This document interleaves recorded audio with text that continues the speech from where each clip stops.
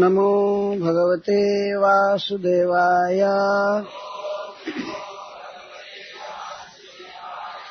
ओम नमो भगवते वासुदेवाय।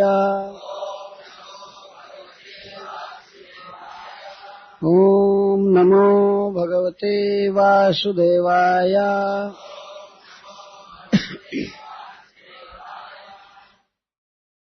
एकदा क्रीडमानस्ते रामाद्या गोपदारकः कृष्णो मृदं भक्षितवान् इति मात्रे न्यवेदयन्। सा गृहीत्वा करे कृष्णम् उपालभ्य हितैषिणी। यशोदा भयसम्भ्रान्ता प्रेक्षणाक्षमभासत। कस्मान् मृदमदान्तात्मान् भवान् भक्षितवान् रहः। वदन्ति तावका ह्येते कुमारास्ते ग्रजोऽप्ययम्। नाहं भक्षितवानम्ब सर्वे मिथ्याभिशंसिनः। यदि सत्यगिरस्तर्हि समक्षं पश्य मे मुखम्।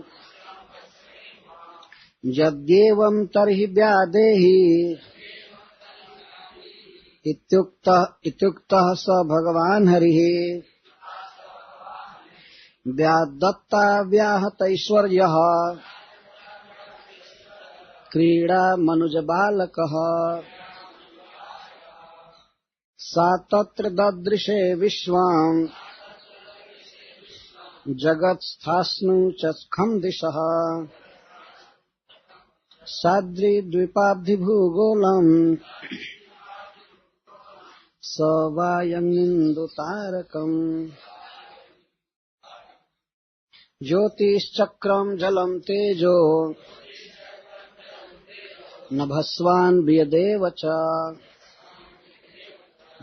वैकारिकाणीन्द्रियाणि मनोमात्रा गुणास्त्रयः। एतद्विचित्रम् सहजीवकाल स्वभावकर्म शयलिङ्गभेदम्। सूनोस्तनो वीक्ष्य विदारितास्ते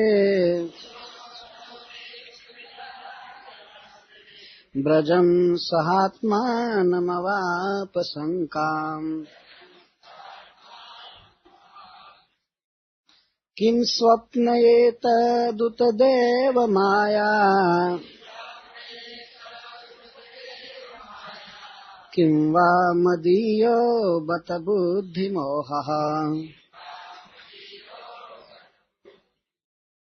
अथो अमुष्यैव ममार्भकस्य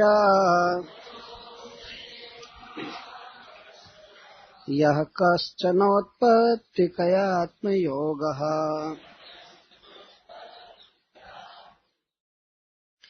एकदा एक समय क्रीडमानः खेलते हुए ते वे सुप्रसिद्ध अनिर्वचनीय भाग्यवान रामाद्यः जिनमें राम प्रधान थे ऐसे गोपदारकः गोप बालक गण कृष्ण मृदम भक्षितवान कृष्ण ने माटी खाया है।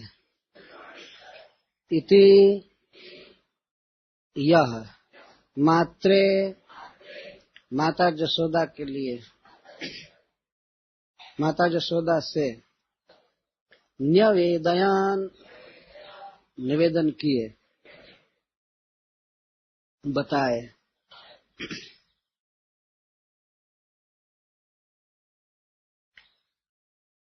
तो कल हम लोग सुन रहे थे कि गोपियों ने उलाहना दिया कृष्ण के विषय में मां जसोदा को, लेकिन उसने कुछ भी डांट डपट नहीं किया। परंतु इसे ऐसा नहीं मान लेना चाहिए कि मां जसोदा कभी नहीं डांटती थी कृष्ण को। वो डांटती भी थी और कभी कभी ताड़न भी करती थी। माता मोरे पुत्र भावे करे न बंधन, अति हीन ज्ञाने करे लालन पालन। तो लालन पालन में मां जसोदा कभी कभी बहुत डांटती थी। कल की कथा में हम लोग सुने कि वो बिल्कुल भर्त्सना नहीं की, डांटी नहीं, उल्टे उठाकर गोद में रख ली और दूध पिलाने लगी। तो अब सुखदेव गोस्वामी कथा प्रारंभ कर रहे हैं कि मां जसोदा किस प्रकार श्री कृष्ण को डांटती थी, भर्त्सना करती थी। और इसके साथ ही साथ एक और भी बात है, केवल गोपियां ही कृष्ण की शिकायत करती थी ऐसी बात नहीं है, उनके साथी भी कभी कभी उनकी शिकायत करते थे। तो आज सुनेंगे कि कृष्ण के सखा उनकी शिकायत कर रहे हैं मां जसोदा से। सुखदेव गोस्वामी वो कथा प्रारंभ कर रहे हैं। पहले की कथा से भी ये पहले की कथा है, जिससे कथा बीत चुकी है उससे भी पहले की है, लेकिन सुखदेव गोस्वामी कोई क्रम नहीं रखे हैं। जब जब जिस लीला का आवेश होता है, मिलता जुलता सादृश्य है, तो प्रारंभ करते हैं।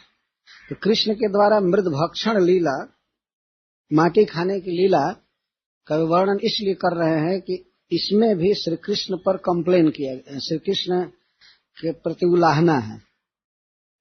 इसके पहले भी उलाहना थी, तो इस उलाहना से सुखदेव गोस्वामी को लीला सादृश्य ध्यान में आ गया, इसीलिए इसको कह रहे हैं।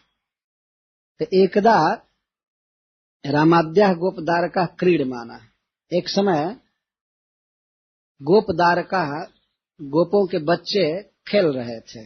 क्रीडमाना, छोटे छोटे बच्चे जैसा खेलते हैं वैसे खेल रहे थे।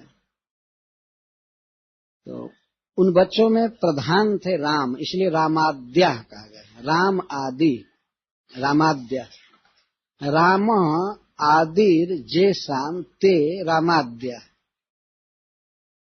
और इसके द्वारा यह सिद्ध हुआ कि श्री कृष्ण से कुछ अधिक उम्र के लड़के खेल रहे थे और सब श्री कृष्ण के बड़े हितैषी थे। जब उन लोगों ने देखा कि कृष्ण माटी खा रहा है तो तुरंत वे लोग मां से अभियोग लगाए, शिकायत किए कि कृष्ण माटी खा रहा है। गोप दारका का क्या अर्थ है? गोप का अर्थ है गोपायंती कृष्णम इति गोपा, जो कृष्ण की रक्षा का हमेशा ध्यान रखे उनको गोप कहते हैं, और उनके बच्चे थे। तो कृष्ण की रक्षा का ध्यान गोप लोग सदा रखते थे, उनके ये बच्चे थे, इसलिए इनमें भी कृष्ण की रक्षा की बात हमेशा बनी रहती थी। जब दारका क्यों कहा गया? दारा का अर्थ है नंद महाराज की पत्नी जसोदा, और का अर्थ है उसको सुख देने वाले, क का अर्थ होता है सुख। कृष्ण के हित की बात बता बता करके वे बच्चे मां जसोदा को सुख दिया करते थे, इसलिए उनको दारका कहा गया, दारक। और वो भी गोप के दारक थे। इस शब्द के द्वारा श्री कृष्ण के प्रति सहज स्नेह और हितैषिता का भाव प्रकट हो रहा है। उन बच्चों ने जो मां जसोदा से शिकायत की, तो इसमें कृष्ण को इंसल्ट करना या कुछ नीचा दिखाना ये आशय नहीं, कृष्ण की रक्षा करना ये उद्देश्य था। वो लोग सोचे कृष्ण आज गलत खा रहा है तो इसका स्वास्थ्य बिगड़ जाएगा, रोगी हो जाएगा, इसलिए ठीक नहीं है। तो कृष्णो मृदम भक्षितवान इति मात्रे निवेदन, कृष्ण मृदम भक्षितवान, कृष्ण ने मृत खाया है, मृतिका खाया है, जाकर मां से कहे। तो वे बच्चे पहले कृष्ण को मना किए, आगे रह शब्द आया है, जो खेल चल रहा था आपस में बच्चे, तो कृष्ण एक तरफ छिप कर एकांत में और मिट्टी खाने लगे। तो अकस्मात एकांत में जाकर के मिट्टी खाने लगे तो बच्चों का ध्यान गया कृष्ण किधर गया। कृष्ण किधर गया तो एक दो बच्चे जाकर देखे तो मिट्टी खा रहा है। तो वे लोग हक्का बक्का होकर दिखने लगे, मिट्टी खा रहा है। तो वो लोग जाकर बलराम जी से कहे, बलराम तुम्हारा भाई मिट्टी खा रहा है।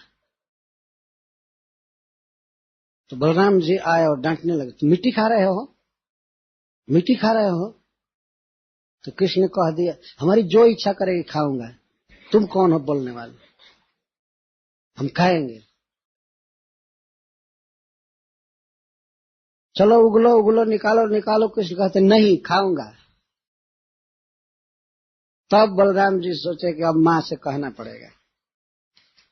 तब बलराम जी गए कहने के लिए माँ से, तो और भी गोप गए, इसलिए बहुवचन का प्रयोग।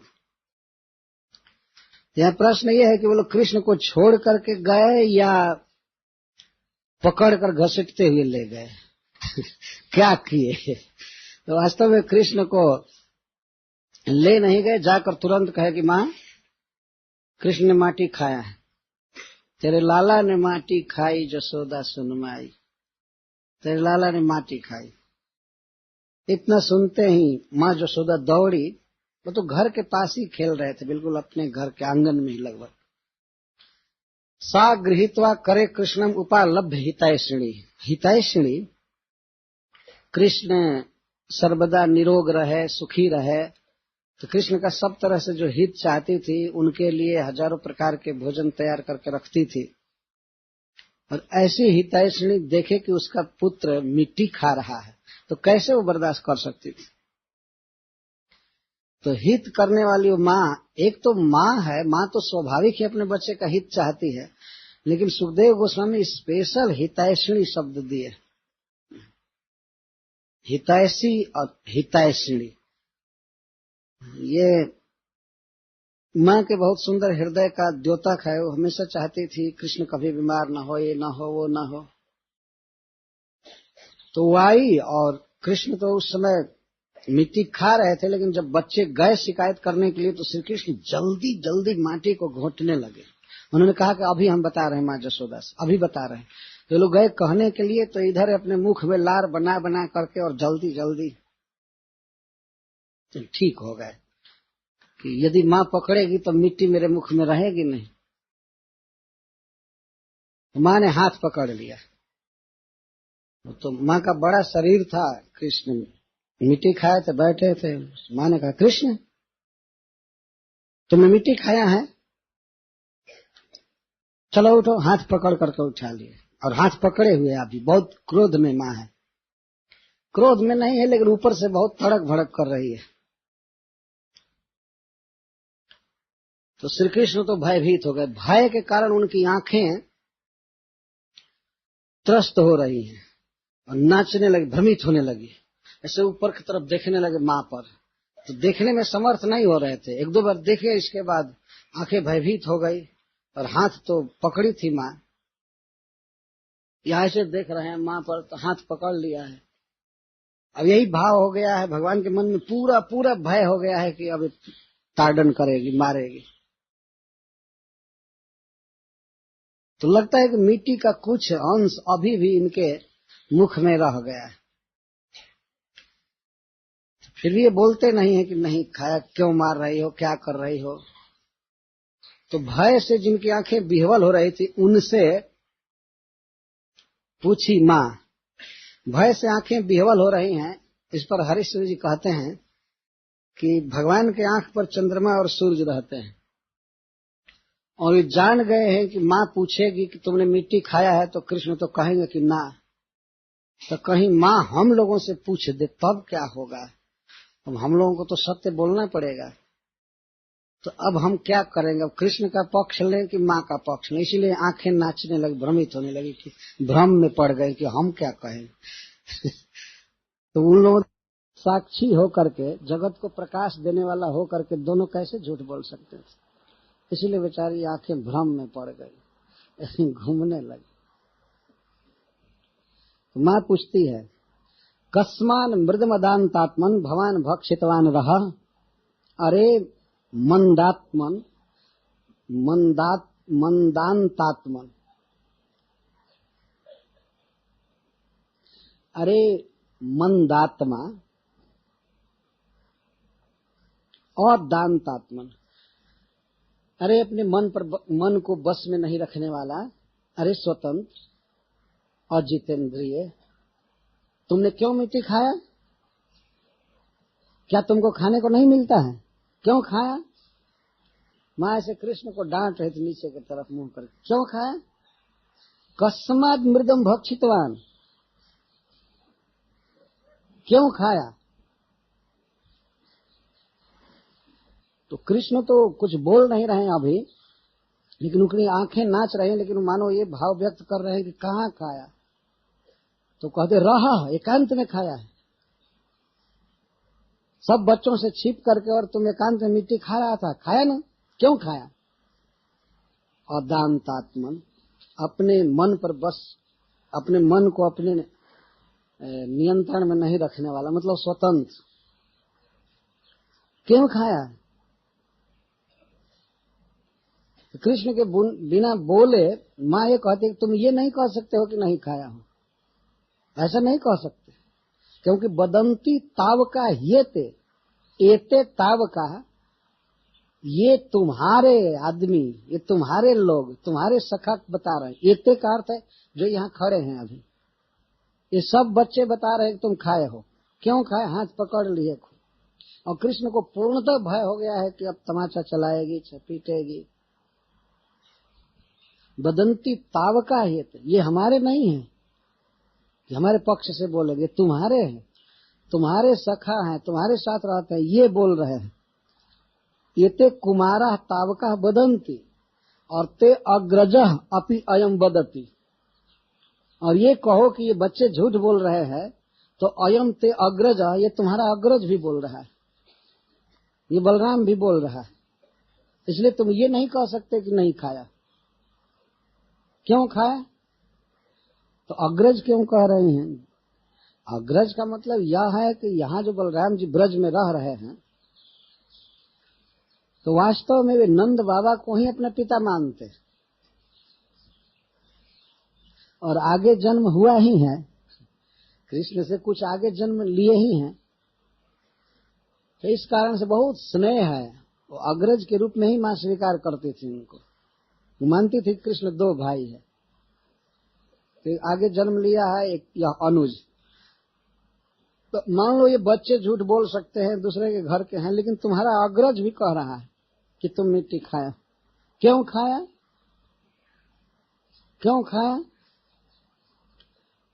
तो श्री कृष्ण अब बोलते हैं, जल्दी जल्दी में वे अपने मुख के मिट्टी को निगल करके, और अब विश्वस्त हो गए हैं कि हमारे मुख में मिट्टी का कोई अंश रह नहीं गया। इसके पहले नहीं बोले, उनको भावना थी कि अभी मिट्टी के कुछ अंश रह गए हैं, तो अब समझ गए कि पूरा मुख साफ हो गया है, तो कहते हैं नाम भक्षितवान अम्ब सर्वे मिथ्याभिशंस। अम्ब माँ अब ये स्नेह उत्पन्न कर रहे हैं कि स्नेह उत्पन्न कर दूंगा, स्नेह वर्धन हो जाएगा तो मुझे नहीं पीटेगी, बल्कि संबंध दिखा रहे हैं, चाहे हमारा कोई साथी हो और चाहे कोई अग्रज हो, लेकिन वास्तव में हमारा संबंध तो तुम्हारे साथ। अम्ब संबोधित कर, अम्ब अहम न भक्षितवान, मैं नहीं खाया हूं। क्या कर्म कुछ नहीं कह रहे, क्या नहीं खाया? नाहम भक्षितवान, मैं नहीं खाया हूं, तो ऐसे बोल रहे हैं नाहम भक्षितवान, मैं नहीं खाया।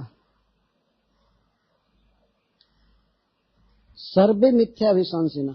फिर माँ कहने लगे, अरे बलराम भी कह रहा है, बच्चे भी कह रहे हैं, तो कहते हैं बलराम भाई है तो क्या इन लोगों से तुम भिन्न मत समझो, ये सब वही है। सर्वे में बलराम जी को भी शामिल कर रहे हैं। बलराम नाम भर के लिए हमारा बड़ा भाई है, लेकिन सर्वदा हमारे विरोध में ही रहता है। इनके कहने का आशय ये था। बलराम जी कभी कभी बहुत चिढ़ाते थे कृष्ण को। सब लोग गोरे हैं, नंद जी गोरे हैं, माँ जसोदा गोरी है, तुम काला, ऐसे तुम जन्म नहीं लिया हो, तुमको कहीं से खरीद करके लाए हैं। तो कृष्ण तो कहते थे, कहा करो यही रिश्क के मारे खेलन हो नहीं जाता। मैं इस क्रोध के मारे तो मैं खेलने नहीं जाता, जब जाता हूं तो हमको काला कहता है। तो यहाँ पर कह रहे सर्वे सर्वे, और सब बच्चों को तो कह रहे हैं सर्वे में, बलराम जी को भी शामिल करके कह रहे हैं। कोई ऐसी बात मत सोचना कि बलराम भाई है अग्रज है इसलिए कुछ हमारे प्रति विशेष स्नेह रखता है, ऐसी बात नहीं है। सर्वे मिथ्या अभिशंसिना, ये जो भी आयोग लगाए हैं, अभिशंसा किए हैं, ये सब मिथ्या। अथवा सरस्वती जी बोल रहे हैं भगवान की जी पर, सर्वे अमिथ्याभिशंसिना, ये सब सत्य बोल रहे हैं। सर्वे के बाद अ लगा सकते हैं, सर्वे अमिथ्याभिशंसिना, माँ सब सत्य बोल रहे हैं। और मैं ही नहीं खाया हूँ, सर्वे सभी खाए हैं। एक अभी अर्थ, और अभी पता चला देंगे, अभी बता देंगे कि सब खाए हैं कि नहीं। सब तो उनके मुख में ही दिखाई पड़ेंगे, आगे वो दिखाएंगे। तो इसका एक अर्थ है कि माँ मैंने ही नहीं खाया है, सब खाए हैं। लेकिन मूल अर्थ इसका ये है कि अम्ब अहम न भक्षितवान। और यदि सत्य गिरह, यदि मेरे सत्य बोलने पर भी तुम इनकी बातों को सत्य मान रही हो, यदि सत्य गिरह, अगर इनके वचन को तुम सत्य समझ रही हो, तो समक्षम पश्चिमे मुखम, तो मेरे मुख को सामने देख लो। जब मान लो मेरी बात पर तुमको विश्वास नहीं हो रहा है, यही बहुत सत्यवादी लोग हो गए हैं, बहुत सच बोल रहे हैं, मैं ही झूठ बोलने वाला। तो तुमको अगर इनकी बात पर ही विश्वास है, इनकी बात को सत्य मानती हो, तो मेरे मुख को सामने देख लो। जो सामने मुख करके खोल नहीं रहे थे, अभी भयभीत अवस्था में भगवान बोल रहे हैं, मेरे मुख को देख लो, समक्षम पर सामने देख लो। तो माँ जसोदा को कुछ कुछ शंका हो गई, लगता है कि यही सत्य बोल रहा है, वो सब झूठ बोल रहे थे। क्योंकि इतनी बारीकी से भगवान बोलते हैं कि माँ को विश्वास हो जाता है। तब फिर भी वो एक बार तो छानबीन कर ही रही है। यद्देवं तरहि व्यादेहि, यदि ऐसी बात है तुम नहीं खाए हो तो व्यादेहि, बाओ मुख खोलो, मुखम प्रसारय, मुख खोलो। समक्षम पश्य में मुखम को कहकर श्री कृष्ण ऐसे मुख करके और मुंह खोले नहीं थे। तब माँ जसोदा कहते ठीक है, यदि तुम नहीं खाए हो तो मुख प्रसारित करो, खोलो। भगवान ने देखा कब तो मुख खोलना पड़ेगा। तो भगवान ये दिखाना चाहते थे कि मुझे तो जो तुम डांट रही हो तो जानती नहीं हो हम कौन। वास्तव में भगवान की जो शक्तियां हैं वे माँ जसोदा पर रंज हो रही थी कि भगवान को और इतना डांट डपट कर रही है, तो हम बता देते हैं कौन है। तो भगवान ने अपना मुख खोला। जब उसने कहा कि मुख खोलो तो भगवान ने ऐसे मुंह खोला। तब तक जसोदा मुख में देखी सारा जगत, सारा विश्व, और एक साथ, ऐसा नहीं कि टीवी के रील जैसा वो आ जा रहा है मिट रहा है, सारा जगत एक साथ देखा मुख में। और देख करके तो बिल्कुल आश्चर्यचकित हो गए, थर थर कांपने लगी। ये मैं क्या देख रही हूँ बच्चे के मुख में, ये क्या देख रही हूँ। सातत्र ददृशे विश्व, ये सारा विश्व देखने लगी। जगत स्थानु, चलने वाले जीव, अचल जीव, आकाश, दिशाएं, पर्वत, द्वीप, समुद्र, संपूर्ण भूमंडल, वायु, अग्नि, चंद्रमा, तारा, ज्योतिष चक्र, जल, तेज, नभस्वाद, आकाश यानी वायु, वियत और वैकारिक, तेजस, इंद्रियाणि, मन, मात्रा, गुणाश्रय, तीनों गुण, एतद विचित्रम सहजीव काल। यहाँ सह का अर्थ है कि सारा जगत एक साथ देखा। संपूर्ण जीव, और काल, स्वभाव, कर्म, आशय आदि के कारण जो भिन्न भिन्न जीवों की स्थिति है, इस जगत में जो जीव हैं भिन्न भिन्न प्रकार के हैं। भिन्न भिन्न प्रकार में कारण क्या है? काल, स्वभाव, कर्म, आशय, ये भिन्न भिन्न प्रकार के जीव देखे। सुनो स्तनो वृक्ष विदारिता से ब्रजम सहात्मा नमवापसंका। तो अपने बच्चे के मुख में सब कुछ देख करके और तो बहुत शंका में पड़ गई। जा रही थी मारने, पीटने जा रही थी, छानबीन कर रही थी कि मिट्टी खाया है तो मिट्टी उगलवा दो। थोड़ा सा मिट्टी उगलवाने जा रही थी तब तक पूरा भूमंडल ही मुख में देखी। अब तो हाथ छूट गया बच्चे का और वो सोचने लगी ये क्या मैं देख रही हूँ, हाय रे भगवान ये क्या देख रही। किन स्वप्न, ही तो 4 चीज माँ यशोदा सोच रही है। किन स्वप्न, क्या मैं सपना देख रही हूँ? तो फिर विचार करके देखने लगी और जगह पर, गाय, गोपी, घर द्वार, तो फिर कहती ना सपना नहीं, क्या ये सपना देख रही हूँ? और फिर कृष्ण पर भी बड़े ध्यान से देखती है, वही बच्चा वो सब, तो जागृत और स्वप्न में अंतर वो मिला ली। लेकिन पहले सोची क्या मैं सपना देख रही हूँ? उत्देव माया अथवा किसी देवता की माया तो नहीं है। किंवा मदियो बतबुद्धि मोह, कि मेरे बुद्धि का भ्रम है, कि मेरे बुद्धि में ही कोई भ्रम हो गया है, दूसरी बात मैं देख रही हूँ, क्या हो गया? अथवा चौथा वितर्क करती है, अथो अमुष्य व ममार्भ कस्य, कहीं मेरे ही बच्चे का जन्म से ही कोई प्रभाव तो नहीं है। यही बात आकर के हृदय पर स्थायी जम गया। अमुष्य व ममार्भ कस्य, मेरे बच्चे, इस मेरे बच्चे का ही कष्टन औत्पत्तिक आत्मजोगा, जन्म से ही मैं कुछ विलक्षणता देख रही हूँ। उस दिन जब जम्हाई ले रहा था तो इसके मुख में सारा विश्व दिखाई दिया, आज पुनः सारा विश्व दिखाई दे रहा है। कहीं इस बच्चे की ही तो विशेषता नहीं है, कहीं यही तो भगवान नहीं है। देखिए ऐश्वर्य आकर के हृदय को दबाना चाहता है। उदित हुआ ऐश्वर्य, भगवान को कोई डांटे मारे तो भगवान की शक्तियां किस दिन काम आएंगी? तो सभी शक्तियों ने विरोध किया, क्या तुम समझती हो कोई साधारण बच्चा है? तो वे शक्तियां उदित कर रही हैं ऐश्वर्य को।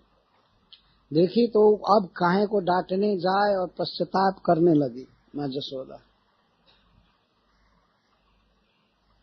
इस सारे जगत को जो मैं इस बच्चे के मुख में देख रही हूँ, लगता है यही ईश्वर है, यही भगवान है, इसके भीतर सारा जगत है। उसने वेद शास्त्र सुना था यशोदा ने कि भगवान के भीतर सारा जगत रहता है, लगता है इसी का है। अथवा उसने ये सोचा कि ये सब कुछ सारा जगत भगवान की माया द्वारा रचा गया है, विष्णु की माया द्वारा, और भगवान कृपा करके हमको पुत्र दिए हैं, और पुत्र में जो इतना बड़ा प्रभाव दिख रहा है सब भगवान की माया शक्ति है। लगता है वही इसके भीतर से प्रकट हो रहे हैं, अतः उनके चरणों में मैं प्रणाम करती हूँ, उनकी शरण में हूँ, वही मेरी गति है। अब पुत्र को डांटना डपटना छोड़कर भगवान को प्रणाम करने लगे, मनाने लगे, हे भगवान हमको क्षमा कीजिए, आज तक जो मैं मानती थी कि मेरा पुत्र है, मैं ब्रजेश्वरी हूँ, ब्रज की स्वामिनी हूँ, नंद बाबा मेरे पति हैं, नंद महाराज मेरे पति हैं, और मैं अखिल गोप गोपी की मालकिन हूँ, ये सब हमारे बुद्धि का भ्रम था। अब मैं इसको अपना पुत्र नहीं मानूंगी। थोड़े काल के लिए बात आई, बहुत कम समय के लिए। तो इसके पहले कुछ हरिसूरी जी के वाक्यों से आस्वादन किया जाए। भगवान मिट्टी क्यों खाए? बच्चों ने शिकायत क्यों किया? पहले तो ये बात बता रहे, बच्चे क्यों जाकर माँ से कहे? एक उत्प्रेक्षा कर रहे हैं हरिसूरी जी। अस्मान गृहीतैव रसोपभुक्तिम एतावदेशो विदधे धुनातु अस्मान प्रतार्य स्वयमा तनोति तद्वक्तुमस्य इति जुक्तमुचु। बच्चों ने सोचा कि अब तक जितना भी रसोपभुक्ति किया कृष्ण, रस की उपभुक्ति, रस खाया मतलब माखन दही दूध जो भी खाया इसको रसोपभुक्ति कहते हैं। और रसोपभुक्ति, रसा उपभुक्ति और रस उपभुक्ति दोनों को संधि करने पर एक ही आएगा। तो अब तक जितना रस खाया तो हम लोगों के साथ खाया, और आज ये रसोपभुक्ति एकांत में कर रहा है, इसलिए इसकी शिकायत करनी चाहिए। क्यों अकेले खा रहा है? रसा को खा रहा है, रसा उपभुक्ति कर रहा है। रसा मतलब पृथ्वी। अब तक जब भी हम लोग रस खाए तो एक साथ खाए, चोरी किए खाए, और आज एकांत में रस खाने लगा, रसा को खाने लगा, तो शायद इसी से बच्चों ने जाकर माँ से कह दिया। तो ठीक है, बच्चे तो इसे जो बलराम जी ने क्यों कहा, तो बलराम जी ने सोचा कि ये आए हैं पृथ्वी का भार उतारने के लिए, और वो सारी पृथ्वी मेरे सिर पर रहती है। तो बलराम जी ने थोड़ा व्यंग किया मां से जा करके, ये सोचा कि ये भार उतारने के लिए आए हैं तो ये 2-4 ग्राम मिट्टी खाने से भार उतरेगा, ऐसे तो भार उतरेगा नहीं। तो शायद उन्होंने इसलिए शिकायत किया कि अब ये काम बंद करो, इससे भार मेरा दूर नहीं होने वाला है, पृथ्वी बहुत भारी है। शायद भगवान राम ने व्यंग किया माँ जसोदा से, ये इस तरह से कर रहा है, इसको रोको। असली भूभार हरण जो करना है वो करना चाहिए, ऐसे नहीं करना चाहिए। थोड़ा थोड़ा धूल खाने से पृथ्वी हल्की हो जाएगी, ऐसा नहीं है। अच्छा, एक बात भगवान ने सोचा, हरीश्वर जी बहुत दूर तक विचार ले जाते हैं। भगवान अपने घर की मिट्टी खा रहे हैं, अपने आंगन की, और ये जानते हैं कि हमारा अपने घर की मिट्टी खाना भी ये गोप सखा बर्दाश्त नहीं करेंगे, सहन नहीं करेंगे, ये जाकर माँ से शिकायत करेंगे। तो हमको एक बहुत बड़ा पॉइंट मिलेगा ये कहने का कि माँ, जब मैं अपनी घर की वो भी मिट्टी खा रहा हूँ और इसको ये लोग सहन नहीं कर सकते हैं, तो बताओ इनके घर में मैं इनका माखन खाऊंगा, कभी ये सह सकते हैं? ऐसा कभी हो सकता है? इनके घर की मिट्टी खाऊंगा तब भी ये नहीं सहन करेंगे, और दही दूध घी इतना दानी बन गए हैं, सहन कर जाएंगे। तो आज तक जो भी शिकायत आई है सब झूठ हो जाएगी, ये प्रमाण दूंगा माँ को। यही सोच करके वे खा रहे। स्वगेहगत मृतिका अदनम असह्यमेषाम अभूत मया यदि परालयाद धृतमिमे सहेरन कथम, परालयाद धृतमिमे सहेरन कथम। अपने घर की मिट्टी खा रहा हूं तो बर्दाश्त नहीं कर रहे हैं, और दूसरे के घर का घी खाऊंगा तो बर्दाश्त कर जाएंगे। इतने बड़े हो गए। इति स्वकृत तादृश आचरित गुप्त, अपनी चोरी लीला पर पर्दा डालने के लिए, छिपाने के लिए, श्रीपति व्यधात मृदसनम पुरः किमु तदीर तोहे क्षण, श्रीपति ने इस तरह की लीला किया। भगवान बराबर ये विचार करते रहते थे कि कैसे गोपियों के अभियोग को माँ जसोदा के सामने मैं मिथ्या सिद्ध कर दूं। तो शायद इसीलिए मिट्टी खाए और दिखाए कि लोग मिट्टी खाना बर्दाश्त नहीं कर रहे हैं। तो क्या ये माखन दूध दही खाना सह जाएंगे? नहीं। माँ सहज, माँ को घटना याद आएगी, कभी भी शिकायत लेकर के आएंगी गोपियां तो माँ कहेगी उस दिन घर का मिट्टी खाया था, बर्दाश्त नहीं हुआ, तुम लोग इतना बर्दाश्त की, झूठ बोल रही, मान जाएगी। शायद इसीलिए भगवान मिट्टी खाए। और हरिश्वर जी एक भाव भी कहते हैं कि आयुर्वेद कहता है कि कोई व्यक्ति यदि बहुत घी दही आदि खुद खा लिया हो और पेट चिकना हो गया हो तो कुछ रूखा चीज खाना चाहिए, तब जाकर के पेट की सफाई होती। तो भगवान ने सोचा कि बहुत नवनीत खाया, बहुत चिकना पदार्थ खाया, अब थोड़ा सा पेट की चिकित्सा करनी चाहिए, इसीलिए मिट्टी खाने लगे। मिट्टी खा करके कब्ज दूर कर रहे हैं। तो संस्कृत में धूली को विष कहा जाता है, मिट्टी को विष कहा जाता है। मिट्टी खास करके पानी में भींगे हुए मिट्टी को विष कहा जाता है, एक अर्थ भी है। तो भगवान ने सोचा कि मैं पहले बहुत विष पी लिया हूँ पूतना का, और शास्त्र कहता है विषस्य विषम औषधम, विष की दवा विष है, तो थोड़ा विष खा करके पहला विष उतार दूं, इसलिए शायद वो खा रहे थे विष। और मिट्टी खाने का वास्तविक उद्देश्य क्या था? जत्स्पृह्यं त्रिदशैरलभ्यमशताम् ध्येयं च यद् योगिनाम् प्राप्तं स्यात् किमु तद् रजो ब्रजगतं गोपिका पादगम्।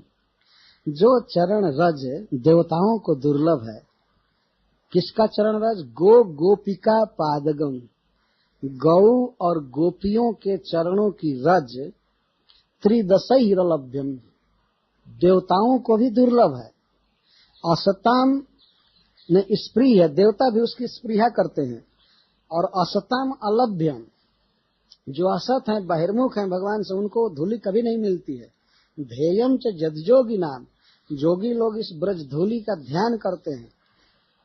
तो सारे जगत के जीव, खास करके देवता आदि चाह रहे थे कि हमको वो रज कैसे मिलेगा, हमको कैसे रज मिलेगा ब्रज का।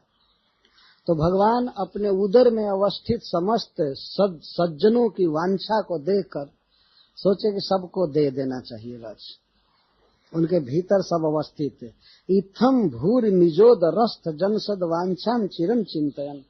भगवान ने देखा कि चिर काल से हमारे भीतर रहने वाले अनंत कोटि देवता आदि जीव ब्रज रज की इच्छा कर रहे हैं, तो मन ने पूर्ण दयारण वह किम करो तद भक्षणम तत्कृत।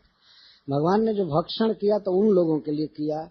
पूर्ण दयारण वह, पूर्ण दया के समुद्र हैं भगवान, इसलिए समस्त जीवों को दिए ब्रज रज खा करके भीतर। भगवान के भीतर सारा जगत, तो सबकी सदवांछा को पूरा की। सब लोग चाहते थे गौ गोपी आदि के चरण रज को हम पाएं, उनके लिए दुर्लभ था, लेकिन भगवान ने उनकी इच्छा को देख करके दिया भीतर। ये बहुत ऊंचा भाव है। और भगवान ने ये भी सोचा कि नाना विधम बहुरजो गुण कार्यमग्र, हमको आगे चलकर बहुत प्रकार का कार्य करना है जिसमें रजोगुणी काम करना पड़ेगा। जैसे युद्ध करना, घर बनाना, ये करना, वो करना, ऐसे सब दिव्य कार्य है भगवान का। जन्म कर्म च में दिव्यम, परंतु लोक रीति से हरीश्वरी जी कह रहे हैं कि भगवान ने सोचा कि मुझे बहुत रजोगुणी कार्य करना पड़ेगा, तो अभी से कुछ रजोगुण का संग्रह करना चाहिए, या अपने इस दिव्य सच्चिदानंद शरीर में कुछ रजोगुण पहले से नहीं डालेंगे तो सब काम होगा नहीं। इसीलिए रजह गुण मतलब धूली भगवान भीतर डाल रहे हैं। विशुद्ध सत्वगुण वाले शरीर से, अप्राकृत शुद्ध शरीर से रजोगुण का काम कैसे हो सकता है? शायद रजोगुण काम करने के लिए मृत स्नान भक्षण मिदम प्रकृतोपयुक्तम प्रायो रजोगुण सुसंग्रहणम चकार। इसलिए भगवान ने रजोगुण का संग्रह किया। अच्छा, और क्या भाव है? भगवान ने सोचा कि रसेति लसिता भिख्या वर्तते से भुवस्तता। शास्त्रों में कहा गया है पृथ्वी का एक नाम है रसा, और जितने प्रकार के रस हैं सब इसी से निकलते हैं। जितने फल हैं, दूध दही कंद मूल सब पृथ्वी से निकलते हैं, और शास्त्र इसको रसा कहता है। तो मैं और सब रस तो लिया, लेकिन रसा को अभी नहीं खाया। भगवान सोचे जिघृक्षुष तद रसा स्वादम किमीसो अधान मृदोदनम। शायद भगवान ये सुन सुन करके बेचैन हो रहे थे कि भाई रसा है मतलब रसमयी है, सारा रस इसी से निकलते हैं। तो अब तक भक्तों ने भी मुझे सब कुछ भोग लगाया, मैं खाया, लेकिन अब तक रसा नहीं खाया। ये रसा का उद्धार मैं किया था, हिरण्याक्ष ले गया था पाताल में, तो उसको मैं लाया अपने दांत पर, लेकिन खाया नहीं कुछ। तो इसीलिए शायद रसा का रसा स्वादन देखने के लिए, चमत्कारिता के लिए भगवान रसा को खा रहे हैं, मिट्टी खा रहे हैं। और फिर भगवान ने सोचा कि हमारे जो सखा हैं वो हमारे साथ विशृंखल विहार करेंगे, कोई नियंत्रण नहीं रहेगा, हमारे कंधे पर चढ़ेंगे, हमारे साथ युद्ध करेंगे, खेलेंगे। तो इनके कर्मों को सहन करने के लिए यदि क्षमा धारण नहीं करता हूं तो फिर तो लीला हो नहीं पाएगी। क्षमा का अर्थ होता है पृथ्वी, जो सब कुछ सहन करने में समर्थ है। क्षमा, क्षमा या क्षमा दोनों एक ही सब।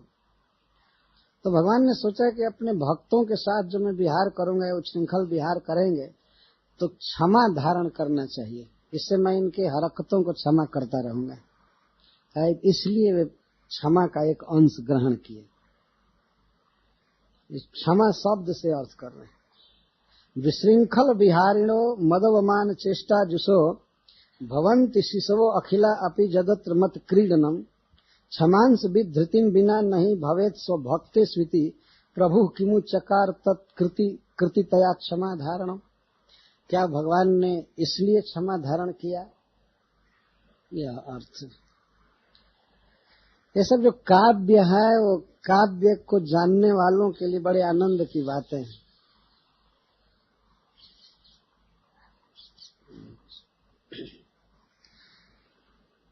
अच्छा, इसके बाद तुरंत ही भगवान विश्व रूप दिखाने वाले हैं माँ को, मतलब मिट्टी खाने के बाद तत्काल विश्व रूप दिखाने वाले हैं।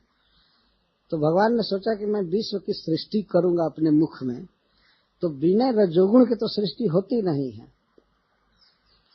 तो शायद भगवान ने इसीलिए रजोगुण को अपने मुख में रखा कि यही सृष्टि करेगा। तो माँ जब मिट्टी उगलवाएगी तो सारा विश्व दिखाएगी। तो हरिश्वरी जी कहते हैं कि अभी अभी विश्व की सृष्टि करनी है, और विश्व की सृष्टि बिना रजोगुण के नहीं होती है। तो इसीलिए भगवान पहले रजोगुण स्वीकार की, और इसके द्वारा भगवान यह भी सिद्ध कर रहे हैं कि वास्तव में भगवान में न रज है, न तम है, न सत्व है, कुछ नहीं है। विश्व की जब सृष्टि करनी होती है तब वे रजोगुण को स्वीकार करते हैं, पालन करना होता है तो सत्वगुण स्वीकार करते हैं। तो अभी अभी सृष्टि करनी है तो उसके लिए रजोगुण को स्वीकार कर रहे हैं। बहुत सुंदर सिद्धांत यहाँ व्यक्त हुआ। भगवान में अपने आप रजोगुण नहीं है या तमोगुण नहीं है, लेकिन वे स्वीकार करते हैं। तो आगे विश्व की सृष्टि करनी है अपने मुख में, तो इसलिए भगवान ने रजोगुण स्वीकार किया और उसके द्वारा सृष्टि करके माँ को दिखा दी।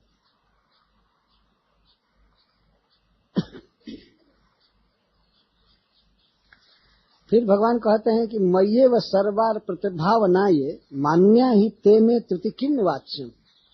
जो सब तरह से मुझमें अपनी भावना अर्पित कर दिए है, मेरी भक्ति में रत है, मेरी सेवा में, तो वे मेरे लिए मान्य हैं, आदरणीय है। इसमें तो कहना ही क्या है। मुख्यम तदीगांघ्रि रजोपि में स्यादित्य चितोधात स्फुटमात रेणु। उनका चरण रेणु मेरे जीवन का मुख्य है। वे तो मान्य हैं ही, और उनके चरण का जो रेणु है, धूलि है, वो मेरे लिए मुख्य है। हमारे जीवन में उसका सबसे बड़ा महत्व है। तो मुख्य का मतलब हमारे मुख में स्थित, और मुख्य मतलब प्रधान। भक्तों का चरण रज मेरे लिए मुख्य है, मुख का विषय है। भगवान इसलिए मुख में चरण रेणु रह करके सूचित कर रहे हैं।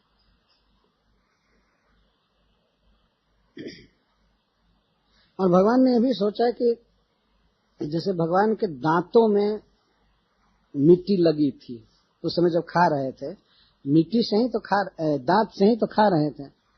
तो दांत को द्विज कहा जाता है संस्कृत में।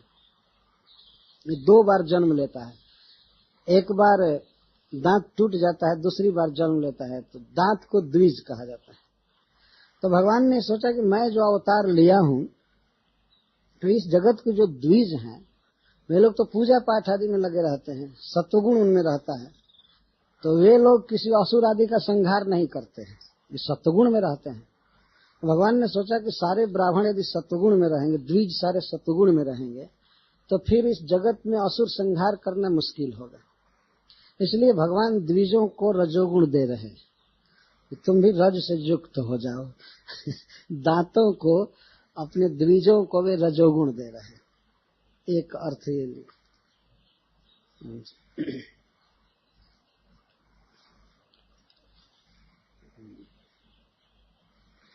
भगवान ने यह भी सोचा कि जब मैं परशुराम अवतार ग्रहण किया था तो सारी पृथ्वी दे दिया था दिग्गजों को, ब्राह्मणों को, तो ये आशा में होंगे कि उस बार इतना दिए थे, हमको इस बार कुछ देंगे कि नहीं। इसलिए भगवान ने ब्राह्मणों को कुछ पृथ्वी का अंश दे दिया। ठीक है, रख। भगवान परशुराम क्षत्रियों का वध करके और संपूर्ण भूमंडल ब्राह्मणों को दे दिए, द्विजों को। तो भाई किसी को कभी कुछ मिल जाता है तो देने वाले आदमी से वो व्यक्ति आशा रखता है कि पहले दिया है तो इस बार भी कुछ देगा। तो एक बार पूरा पृथ्वी दे दिया और इस बार आ करके एका चटक धूली न दे तो कैसा होगा। तो भगवान ने सोचा कि उस बार संपूर्ण पृथ्वी दे दिया था तो कुछ तो अंश देना चाहिए, इसीलिए मिट्टी का अंश दिग्गजों को दे रहे थे, ब्राह्मणों को अर्पित कर रहे हैं। इसलिए ये भाव है। बहुत सुंदर सुंदर उत्प्रेक्षाएं हैं। और ऐसे अब अंतिम भाव कह रहे हैं कि सम दृष्टि विश्वशक्ति नोत्तमाधम वस्तुनि व्यंजयन इति सश्रीशो गव्यवन मृदमादद। जो उत्तम लोग होते हैं उनके दृष्टि में कोई विषमता भेद नहीं होता है, सम दृष्टि होते हैं, वस्तु उत्तम हो चाहे मध्यम। इसीलिए भगवान गव्य की तरह मृत खा रहे, गव्यवन मृदमादद। गव्य मतलब गो से निकला हुआ रस, दूध, दही, घी, इसको गव्य कहते। तो जैसे गव्य खाते थे वैसे मिट्टी खाते हैं। बड़े लोगों के दृष्टि में कोई भेद नहीं होता है कि अच्छी वस्तु है बुरी वस्तु। तो सम दृष्टि में तो भगवान सबसे बड़े हैं, तो इसलिए उन्होंने दिखाया कि मैं समदृष्टि हूँ, समदर्शन है, चाहे माटी हो चाहे दूध हो, हमारे लिए सब समान, इसलिए खा रहे। माँ यशोदा ने कृष्ण को जब डांटना चालू किया तो हाथ क्यों पकड़ी, क्या कारण था कि हाथ पकड़ी। तो हरिश्री जी कहते हैं मृद भुक्ति साधन कर एवेति जानती। वो जानती थी कि मिट्टी खाने में कर सहायता किया है, हाथ सहायता किया है, इसलिए ये भी अपराधी है। यदि हाथ मदद नहीं किया होता तो मुख में मिट्टी ये खाता कहां से। तो इस हाथ से मिट्टी उठा उठा करके बच्चा खाता, तो हाथ सहायता किया, इसलिए पहले हाथ को दंडित किया, पकड़ा हाथ, ये ठीक बात है। तो इस प्रकार के बहुत ही सुंदर सुंदर भाव हैं। भुक्ता मृद भवतेति, माँ हाथ पकड़ कर पूछती है, भवता मृद भुक्ता, निश्चित तुमने खाया है। भुक्ता मृद भवता इति गोप शिशवो जलपंती रामादयो। राम प्रधान गोप शिशु सभी बता रहे हैं कि तुमने मिट्टी खाई है, और नेति तुम भणसी, और तुम कह रहे हो कि नहीं। अति तत्र कतमो विश्रम्भणियो माया, मैं किसकी बात मानूं, किस पर विश्वास करूं। माँ ने कहा ये सब कह रहे हैं कि तुमने खाया है और तुम कह रहे हो कि नहीं खाया हूं। तो भगवान ने सोचा अच्छा तो क्या करूं कि मेरी बात पर माँ विश्वास कर जाए। तो हरिश्री जी कहते हैं कि भगवान ने सोचा उपाय, इत्थम मातृ गिरम निशम भगवान तत्संशयोच्छित्त है। उसके संशय का उच्छेदन करने के लिए भगवान ने तुरंत विश्वास्यता प्रकट किया। विश्वास्यता का अर्थ होता है, आस्य का अर्थ है मुख, और विश्व माने विश्व। विश्वास्यता मतलब जिसके मुख में विश्व की स्थिति है। माँ और भगवान ने सोचा कि अब तो तत्काल विश्वास्यता प्रकट करना है ना, विश्वास्य। तो बड़ा सुंदर भाव है वास्तव में। आस्य का अर्थ है मुख और विश्व का अर्थ है विश्व, जिसके मुख में विश्व है, और विश्वास्यता। तो भगवान ने सोचा कि कहीं उनकी बात पर विश्वास न करो, और वे अपने मुख में विश्वास्यता दिखा दे तो ठीक है, मैं तो दिखा दिया। तो मुख्य मेरा जो विश्वास्यता है वो मुख्य है। मुख्य मतलब प्रधान, उन लोगों का गौड़ है, वो झूठ बोल रहे हैं। मुख्य मतलब मुख में विश्वास्यता दिखा दिया, मुख्य विश्वास्यता। विश्वास्य, विश्वम आस्य, विश्व प्लस आस्य विश्वास्य, ये तो विद्वानों के चिंतन का विषय है वास्तव में। जो इन शब्दों को समझते हैं, भगवान ने कितना दूर से सोच करके कमाल किया। ये तो और कोई उपाय नहीं देखा तो तत्काल विश्वास्यता कर दिया विश्व में, मुख में भी, और वही मुख्यम विश्वास्यता, केवल विश्वास्यता प्रकट नहीं किया कि भाई विश्व को दिखा दे, आज मुख्यम विश्वास्यता, अपने मत को भगवान ने कहा देखो हमारा विश्वास्यता मुख्य है। तो इसके द्वारा उन्होंने सिद्ध किया। और फिर कहा कृष्ण ने, एसाम मानय माँ बचो य वितथम रामादिका नामिदम माँ, इनकी बात पर कभी विश्वास मत करो। तो मैंने कहा कि अरे राम कहा है, तो कहा अरे राम आदि का नाम अपी, राम से चालू करके जितने हैं सब व्यर्थ बोल रहे हैं। मातर मद वचनम तवे तथा जत सत्य वक्तास्मि हम, मैं सत्य वक्ता हूँ। कस्मात सत्य मदो वधार्जमिति चेत, अगर तुम यह कहो कि कैसे मैं तुम्हारी बात सत्य मानूं, अवेक्षताम तन्मुख्य स्थिति दीप्य दर्श्य दशो किम विश्वमास्ये प्रभु। तो मुख्य स्थिति भगवान ने दिखाया विश्वासता, उसी को फिर कह रहे हैं। फिर भगवान ने सोचा कि सारा विश्व मुख में दिखाऊं।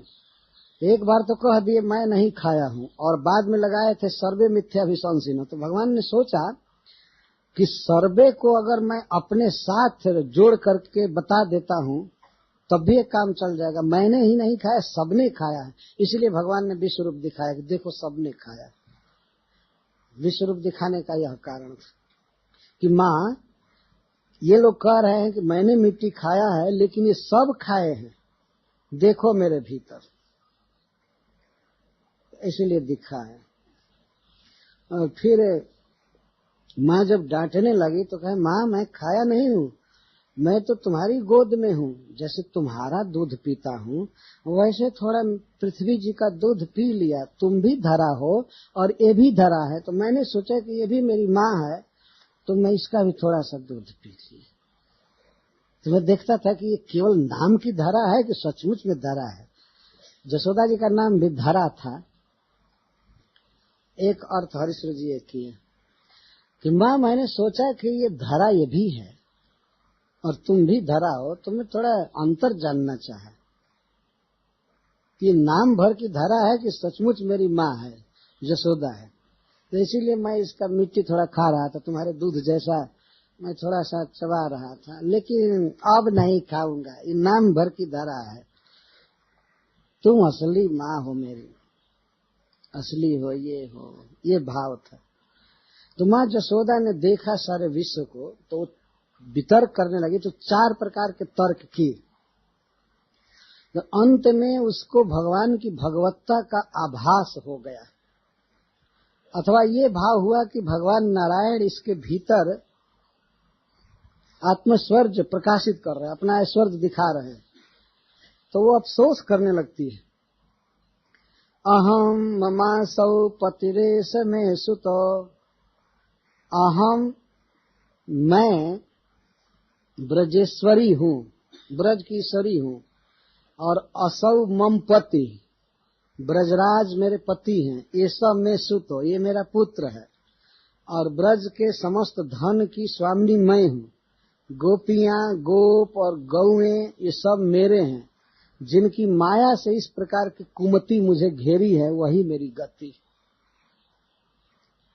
भगवान के ऐश्वर्य को देख करके किंचित काल के लिए माँ के मन में जो मातृभाव था, वात्सल्य भाव था, वो तिरोहित हुआ हल्का से।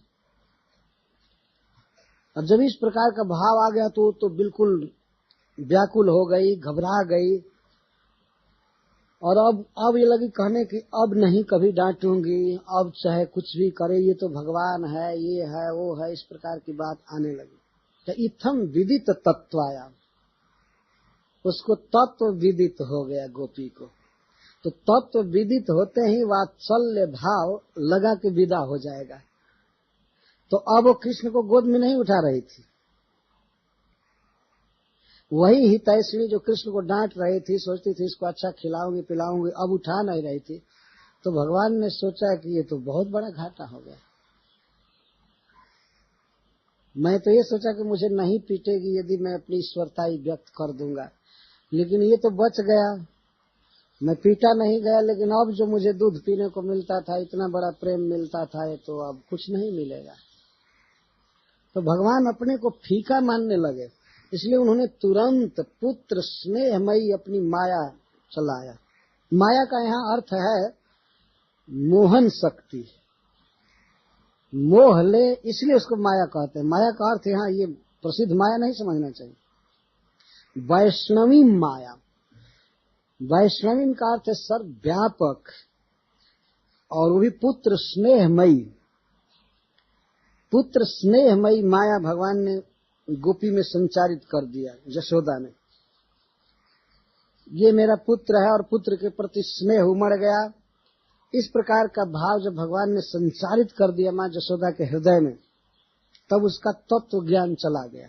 सद्यो नष्ट स्मृतिर गोपी, तत्काल ही उसकी स्मृति नष्ट हो गई। ये याद बिल्कुल नहीं रहे कि इसके मुख में मैं विश्व देखी थी, या ये भगवान है या ये है, वह सब नष्ट हो गया। सद्यो नष्ट स्मृतिर गोपी सारोप्या रोहमात्मजम, तत्काल इन्हें स्मृति नष्ट हो गई कि ये भगवान है, चाहे इसके मुख में मैं कुछ देखी थी। तत्काल वैसे स्मृति नष्ट हो गई जैसे सपना में कोई कुछ देखे और जगने पर वो तिरोहित हो जाए। तो जगने के बाद तो कुछ कुछ स्मृति रहती है, लेकिन मां यशोदा को कुछ भी स्मृति नहीं रह गई